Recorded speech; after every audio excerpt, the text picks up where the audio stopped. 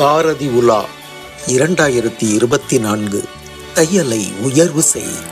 வழங்குவோர் techno products, தபம்ஸ் group of companies, auditor NRK, Savithri foundation, Manivasagar பதிப்பகம், சாய் குரூப் ஆஃப் மேட்ரிமோனியல்ஸ் மற்றும் விசு கல்வி அறக்கட்டளை.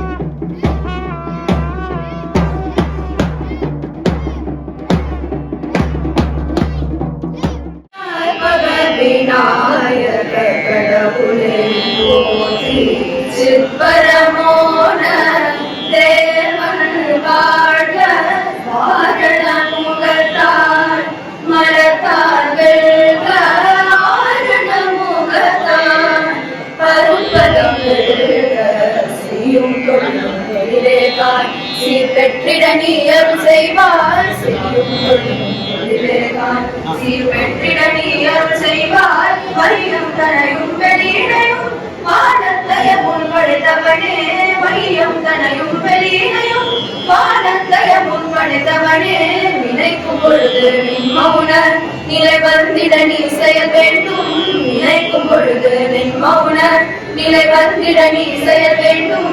கணக்கும் செல்வம் 100 வயது இவையும் தரணி கடவாயே, கணக்கும் செல்வம் 100 வயது இவையும் தரணி கடவாயே.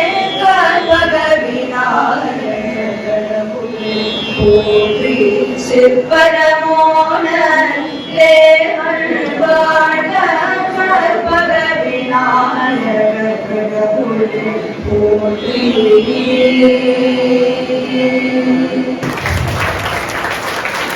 உரத்த சிந்தனை வாசக எழுத்தாளர்கள் சங்கம் மற்றும் விசு கல்வி அறக்கட்டளையின் 10ஆம் ஆண்டில் பாரதி உலாவில் இணைந்து பயணிக்க வந்திருக்கும் அனைவருக்கும் வணக்கம் மற்றும் அனைவரையும் வருக வருக என வரவேற்கிறேன். இந்த பாரதி உலாவின் நோக்கம் பாரதியாரின் பெண்ணடிமை ஒழிப்பு சிந்தனையை புதுப்பித்து பெண்களின் முன்னேற்றத்திற்கான விழிப்புணர்வை ஏற்படுத்துவதே ஆகும். இந்த நிகழ்வு வெற்றிகரமாக நடந்திட அனைவரும் வருக, ஒத்துழைப்பு தருக என வேண்டிக் கொள்கிறேன். நன்றி, வணக்கம்.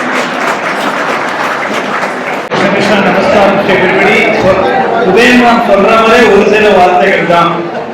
Think good, do good and everything will be good. God bless you all.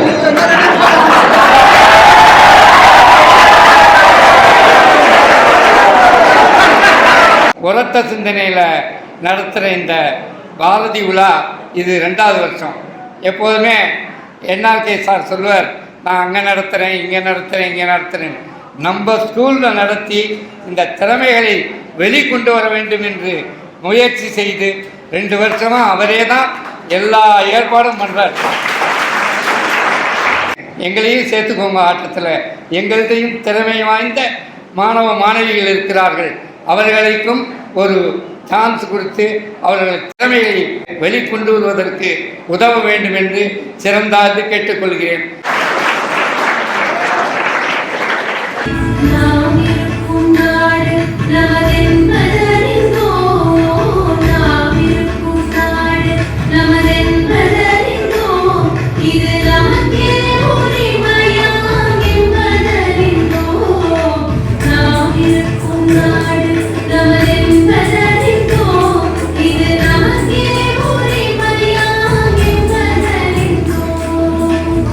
Oh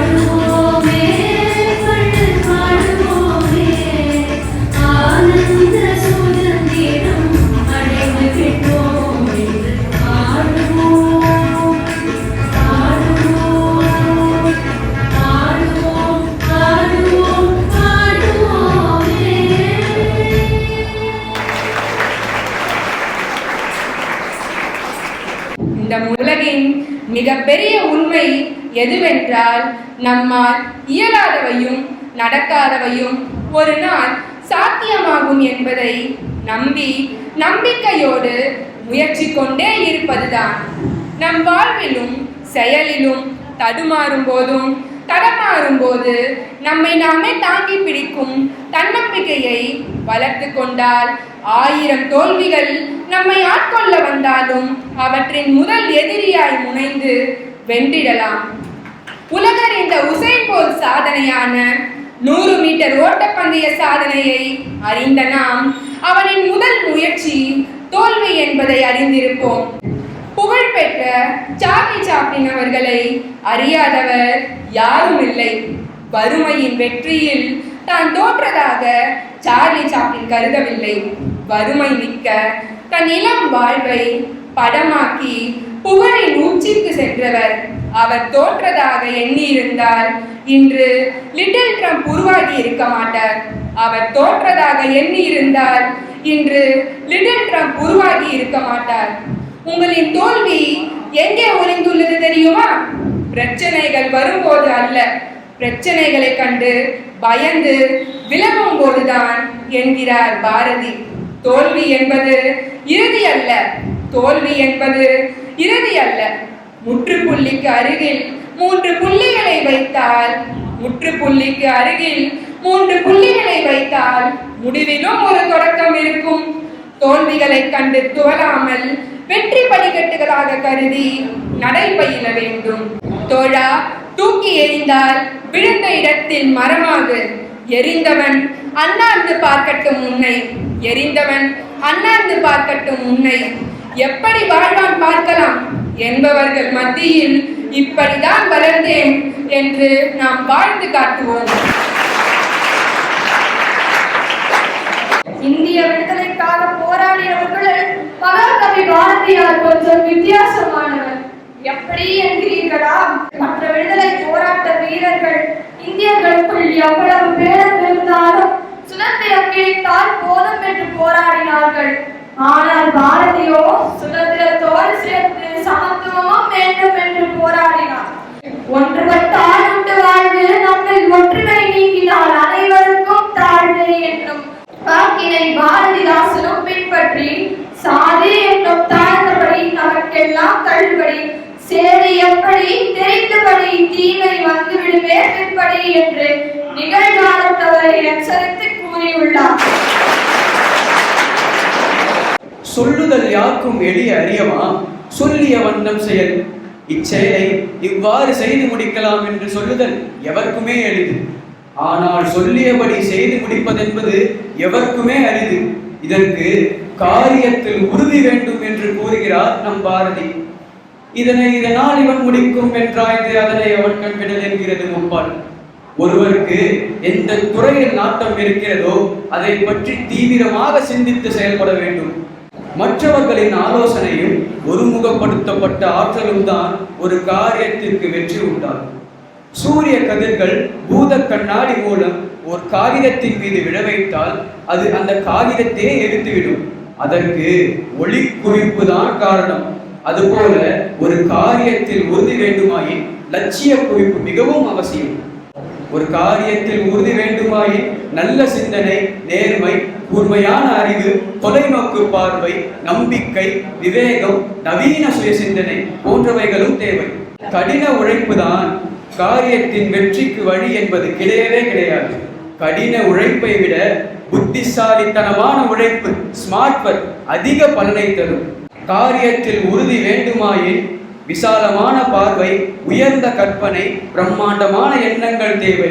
அதுபோலவே காரியத்தில் உறுதி வேண்டுமாயின் நம்மை நாமே ஆய்வு செய்து நன்றாக உற்று நோக்கி சீரமைப்பு செய்து நம்மையே கூர்மையாக கவனித்து எப்போதும் விழிப்புடன் இருக்க வேண்டும்.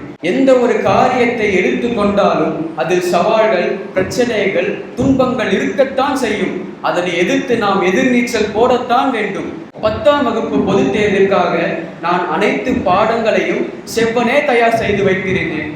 ஆனால் தேர்வு முடிவுகளோ என்னை அதிர்ச்சிக்குள்ளாக்கியது, பேரதிர்ச்சிக்குள்ளாக்கியது. சமூக அறிவியல் பாடத்தில் எனக்கு வெறும் 85 மதிப்பெண்கள் மட்டுமே கிட்டியது. ஆனால் காரியத்தில் உறுதியுடனும் மனதில் உறுதியுடனும் இது எனக்கான மதிப்பெண் அல்ல என்று உறுதியாக மறுமதிப்பீட்டிற்கு விண்ணப்பித்தேன். நான் அதில் வெற்றியும் கண்டேன். 85 மதிப்பெண்ணானது தற்போது 99 மதிப்பெண்களாக மாறியது. பள்ளியளவில் 6வது இடத்தில் இருந்த நான் 2வது இடத்திற்கு முன்னேறினேன். இது எதனால் சாத்தியமானது? காரியத்தில் உறுதியுடன் இருந்ததால் தானே. ஸ்டூடெண்ட்ஸ்க்குலாம் எக்ஸாமினேஷன் பாயிண்ட் ஆஃப் வியூவில் பாரதியார் ஒரு பாட்டு பாடியிருக்காரு, காணி நிலம் வேண்டும் பராசக்தி. எப்படி எக்ஸாமினேஷன் பாயிண்ட் வியூலன்னு கேட்கலாம் நீங்கள். அதுக்கு அடுத்த லைன்லாம் தமிழ் டீச்சர் சொல்லியிருப்பாங்க. பட் இருந்தாலும் அதோட மீனிங் சொல்லிடுறேன். ஃபர்ஸ்ட் காணி நிலம் கேட்டார். அதுக்கப்புறமா என்ன கலரில் உனக்கு பெயிண்ட் அடிக்கணும்னு சொல்லியிருக்கிறாரு. துயலின் மாடத்து மாலையே வேண்டும்னு சொல்லியிருக்கிறாரு. ஸோ அவர் கடப்புற வீட்டில் என்ன கலர் பெயிண்ட் அடிக்கணுன்றது அவ்வளோ இமேஜினேஷன். ஓகே, ஸோ இதெல்லாம் முடிச்சுட்டு பக்கத்தில் கேணி வேணும், இளநீர் வேணும், தென்னை கீற்று வேணும், 10-12 தென்னை மரங்கள் பக்கத்தில் வேண்டும், அதெல்லாம் சொல்லி முடிச்சிடறாரு எல்லாத்தையும். அண்ணன் கடைசியாக என்ன கேட்குறாங்க, உனக்கு எல்லாம் முடிஞ்சிச்சு அப்படின்னு கேட்டால் இல்லை அப்படின்றாரு. என்னதான் கடைசியில் சொல்ல வர, பெரிதிலும் பெரிது கேள்.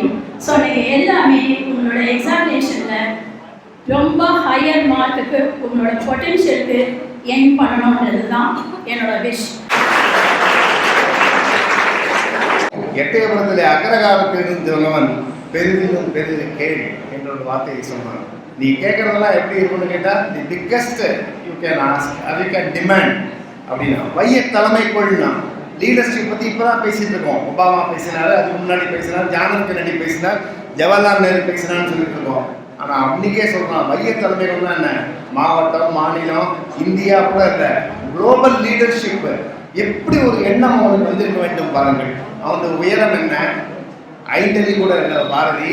அவனுடைய நோஞ்சார் மாதிரி தான் உடம்பு. அவனுக்கு சுற்றி கவலை. இந்த பக்கம் வீட்டில் அரிசி கிடையாதுன்னு பொண்டாட்டி சொல்லிட்டு இருக்கா. குழந்தைகள் அப்பா அப்பா என்று கேட்கின்றது. அந்த பக்கத்திலே சிறை பிடிக்கிறதுக்காக பிரிட்டிஷ்காரன் ஸ்பை அனுப்புகின்றான். அங்கே உத்தியோகம் இல்லை, பத்திரிகையில தொடர்ந்து இருக்க முடியல, யாரையும் பார்த்து பேசி பொன்பொருளுக்காக தொடர்ந்து ஒரு இடத்துல எட்டயபுரம் சமஸ்தானம் போன்று இருக்க முடிவதில்லை. இத்தனையே மீறி அவன் சித்தனாக வாழ்ந்தான். Boost is the secret of my எனர்ஜின்னு கபில் தேவோட அட்வர்டைஸ்மெண்ட் வரும். அதே மாதிரி பாரதிக்கு ஒரு அட்வர்டைஸ்மெண்ட் என்ன தெரியுமா, என் தந்தையர் நாடுங்கிற போது எனக்கு அப்படி ஒரு மூச்சில சக்தி பிறக்குது. ஏன் தெரியுமா, இது என்னுடைய நாடு மட்டுமல்ல, எனக்கு முன் வாழ்ந்த என் அப்பா தாத்தா அதற்கு முன் பிறந்த மூதாதையர் ரிஷிகள் முனிவர்கள் இப்படிப்பட்ட ஒரு நாட்டிலே நான் பிறந்தேன். அதனாலதான் கல்வியில் சிறந்த கம்பன் பிறந்த தமிழ்நாடுன்னு சொன்னவன் வேதம் நிறைந்த தமிழ்நாடுங்கிறான். வேதத்திலிருந்து தான் நிறைய எடுத்துக்கிறான். அவனுடைய எல்லாத்திலும் காரணம் பார்த்தீங்கன்னா, வேதம் புதுமை செய்கின்றான். எல்லாவற்றையுமே புதிதாக புதிதாக கொண்டு போய் சேர்றான். இன்று புதிதாக பிறந்தோம், அவனுடைய புதிய ஆத்திச்சூடு படிக்கணும். உங்களுக்கு வேற எதுக்குமே நேரம் இல்லைன்னா புதிய ஆத்திச்சூடு படிங்க. பஞ்சு டைலாக் மாதிரி ஒரு வரி கூட இல்லை, 4 வார்த்தைகள் 3 வார்த்தைகள். இப்போ நான் சொன்னேன், பெரிதினும் பெரிது கேள், வைய தலைமைகள், இதெல்லாம் என்னன்னா அவனுடைய மிக சாதாரணமான வார்த்தைகள். ஆனால் அவ்வளோத்துக்கும் கந்தகம் போன்ற, ஏனென்றால் அவனோட அக்னி குஞ்சு. இந்த தேசம் பெண்ணுக்கு மரியாதை கொடுத்த தேசம். புராண காலத்திலே, மகாபாரத காலத்திலே, ராமாயண காலத்திலே எல்லா நேரத்திலும் பெண்களுக்கு மரியாதை கொடுத்த தேசம்தான் இந்த பாரத தேசம். நதிகளின் பெயர்கள் பூரா பெண்கள், மலர்களின் பெயர் பூரா பெண்கள். யோசிச்சு பாருங்க, கங்கை, யமுனை, சரஸ்வதி எல்லாம் பெண்கள், ரோஜா, அல்லி, தாமரை எல்லாம் பெண்கள். பெண்களுக்கு என்ன மரியாதை என்பது யோசித்து பாருங்கள். ஏன் தினமும் வணங்குவதற்கு கல்வி வேண்டுமா சரஸ்வதி, பணம் வேண்டுமா லட்சுமி, தைரியம் வேண்டுமா துர்கா, எல்லாமே பெண்கள் தான் இருக்கின்றது.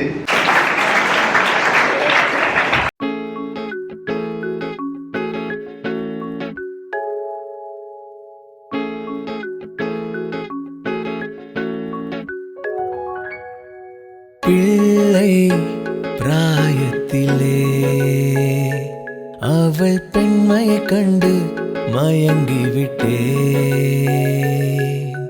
பிள்ளை பிராயத்திலே அவள் பெண்மையை கண்டு மயங்கிவிட்டே. பள்ளி படிப்பினிலே மதிப்பற்றிடவில்லை, எனிலும் தனிப்பட பிள்ளை பிராயத்திலே அவள் பெண்மையை கண்டு விட்டேன். பள்ளி படிப்பினிலே மதிப்பற்றிடவில்லை எனிலும் தனிப்படவில்லை. பிராயத்திலே அவள் பெண்மை கண்டு மயங்கிவிட்டேன்.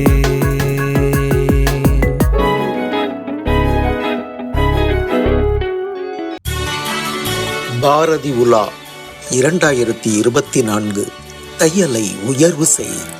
வழங்கியோர் டெக்னோ ப்ராடக்ட்ஸ், தபம்ஸ் group of companies, auditor NRK, Savithri foundation, Manivasagar பதிப்பகம், சாய் குரூப் ஆஃப் மேட்ரிமோனியல்ஸ் மற்றும் விசு கல்வி அறக்கட்டளை.